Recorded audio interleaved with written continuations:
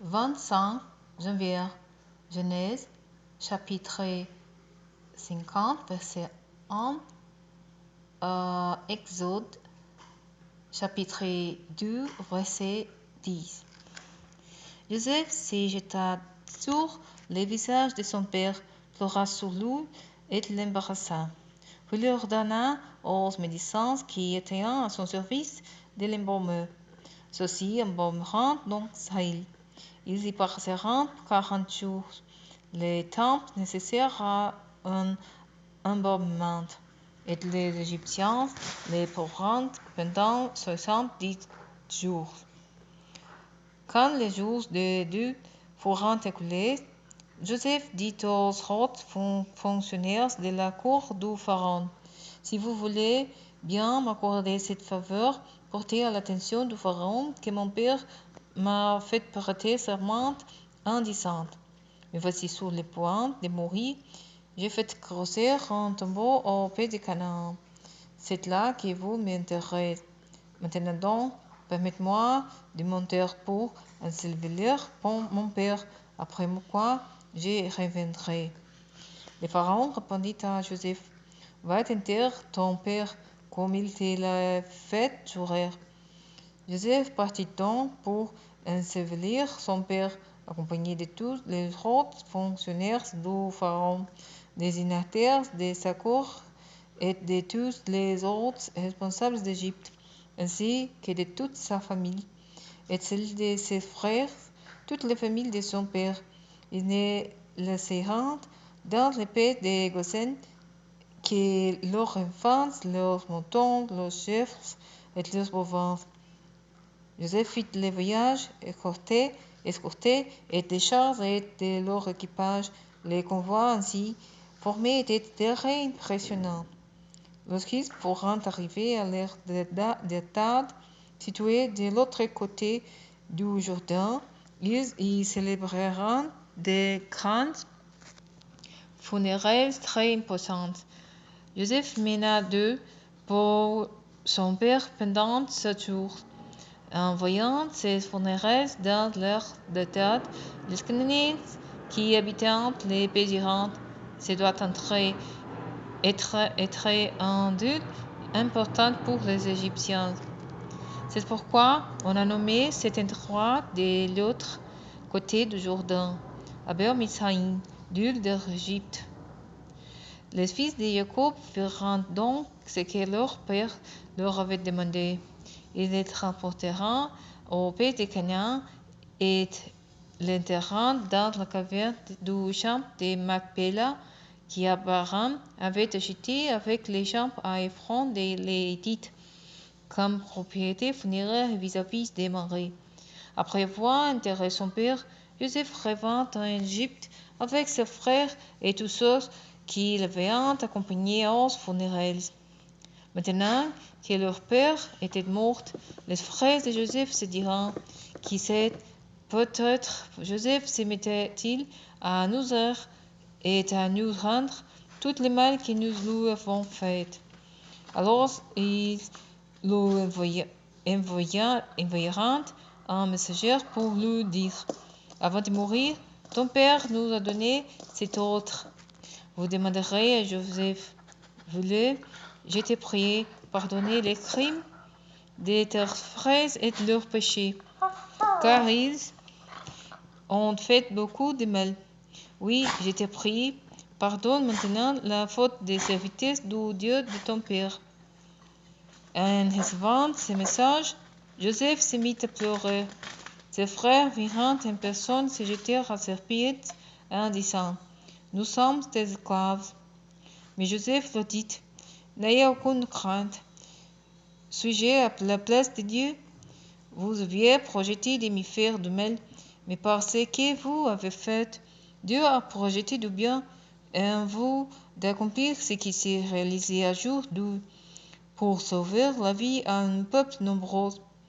Maintenant donc, n'ayez aucune crainte, je pourvoirai à vos besoins ainsi qu'à ceux de vos enfants. Ainsi, il les rassura et toucha leur cœur par ces paroles.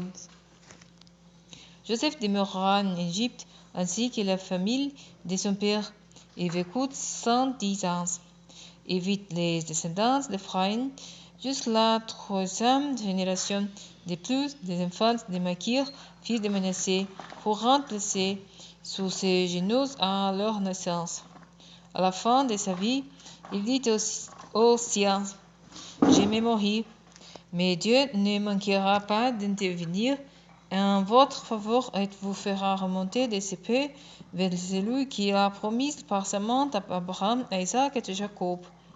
Puis Joseph fit prêter serment aux Israélites en leur disant, lorsque Dieu interviendra pour vous, vous remporterez d'ici mort en semence. Joseph mourut à l'âge de 110 ans. On l'embauma et on le déposa dans un sarcophage en Égypte. Exode chapitre 2, versets 1 à 10. Voici la liste des fils d'Israël qui ont accompagné Jacob en Égypte, chacun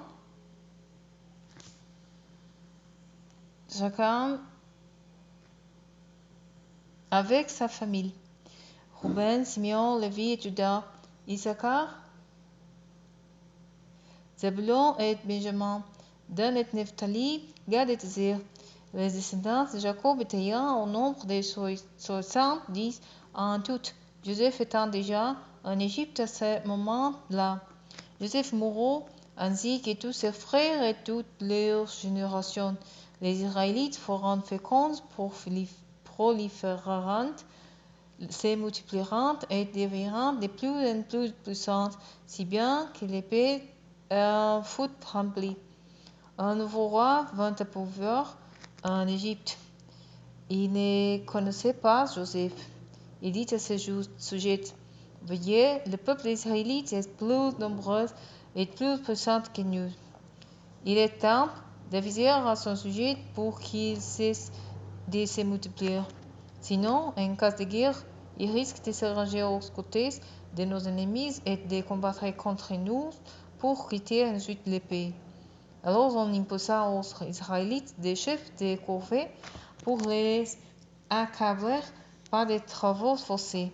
C'est ainsi qu'ils durent partir pour le pharaon les villes de Python et de Ramsès pour servir de centre d'approvisionnement. Mais plus on les opprimait, plus ils devenaient nombreux et plus ils se répandaient au point que les Égyptiens les prirent en aversion. Alors ceux-ci les réduisirent à un dur esclavage et leur rendirent la vie amère par des rudes corvées, fabrication de mortiers, confection de briques, travaux en tout genre dans les champs. Bref, toutes les tâches auxquelles on les asservit avec cruauté. Il y avait deux sages-femmes pour les Hébreux. Elles se nommaient Shiphrah et Puah. Les pharaons leur donna cet ordre. Quand vous accoucherez les femmes des Hébreux et que vous aurez constaté le sexe de l'enfant, si c'est un garçon, mettez-la morte. Si c'est une fille, qu'on la laisse vivre. Mais les sages-femmes, craignant Dieu, elles n'obéirent pas au pharaon et se rendent la vie sauf aux garçons. Alors le pharaon les convoqua et leur demanda, pourquoi avez-vous fait cela? Pourquoi avez-vous laissé vivre les garçons? Les sages-femmes répondirent au pharaon, c'est que les femmes des Hébreux ne sont pas comme les Égyptiennes. Elles sont pleines de vie. Avant que les sages-femmes arrivent auprès d'elles, elles ont déjà mis leur enfant au monde. Dieu fit du bien aux sages-femmes, et le peuple continua de se multiplier et devint extrêmement puissant. Comme les sages-femmes avaient agi par crainte de Dieu, Dieu fit prospérer leurs familles. Alors le pharaon ordonna à tous les sujets, jetez dans les fleuves tous les garçons nouveau-nés des Hébreux, mais laissez vivre toutes les filles. Un homme de la tribu de Lévi épousa une fille de la même tribu. Elle devint enceinte donna les jours en fils. Elle vit que c'était un beau bébé et le cacha pendant 3 mois. Quand elle ne parvint plus à le tenir caché, elle prit une corbeille, un papyrus, l'industrie d'asphalte et des pois et y plaça les petits garçons. Puis elle déposa la corbeille au milieu des gens sur la rive du Nil. La sœur de l'enfant se posta à quelque distance pour voir ce qu'il en adviendrait. Peu après, la fille de Pharaon descendit sur les bords du fleuve pour se baigner. Ses suivantes se promenant sur la berge de long du Nil. Elle aperçut la corbeille au milieu des gens et la fit chercher par sa servante. Elle ouvrit et vit l'enfant. C'était un petit garçon qui pleurait. Elle eut pitié de lui et dit: C'est un petit des Hébreux. Alors la sœur de l'enfant s'approcha et dit à la fille du Pharaon: Veux-tu que je te cherche une nourrice parmi les femmes des Hébreux pour qu'elle t'allaite cet enfant? La fille du Pharaon lui dit: Va. La jeune fille alla donc chercher la mère de l'enfant. La princesse lui dit: Amène cet enfant et allaite-le pour moi. Je te paierai un salaire. La femme prit l'enfant et l'allaita. Quand il eut grandi, elle l'amena à la fille du Pharaon.